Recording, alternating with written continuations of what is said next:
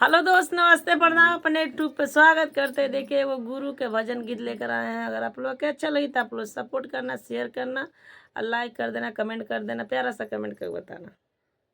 हाथा पेड़ा वाला गावालो मथुरा में हो सोड़िया गोकुला में जाई। पेड़ा वाला गावालो मथुरा में हो सोड़िया गोकुला में जाई। हाथावा पकड़ के गुरुजी पूछता न हो का तू कैले बाड़ू दान।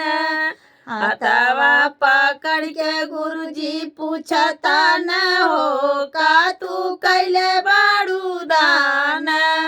कोटिला भरल चौरा घरे छुटल हो कुछ कैले नाई दान। कोटिला भरल चौरा घरे छुटल हो कुछ कैले नाई दान। देती हुकुम गुरुजी घरे जैती हो कुछ कैले आवती दान। देती हुकुम गुरुजी घरे जैती हो कुछ कैले आवती दान। डुबुकी डुबुकी पार उतरा हो अब का करबू तू दान। डुबुकी डुबुकी पार उतरा हो अब का करबू तू दान। पेड़ा वाला गावल मथुरा में हो सोड़िया गोकुला में जाई। पेड़ा वाला गावल मथुरा में हो सोड़िया गोकुला में जाई। हाथवा पकड़ के गुरुजी पूछला न हो का तू कैले बाड़ू दान। हाथवा पकड़ के गुरुजी पूछता न हो का तू कैले बाड़ू दान।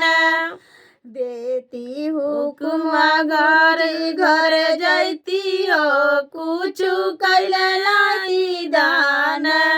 कोठिला बकसा भरल गुरुया घरे छुटल हो कुछ कैले नाई दान।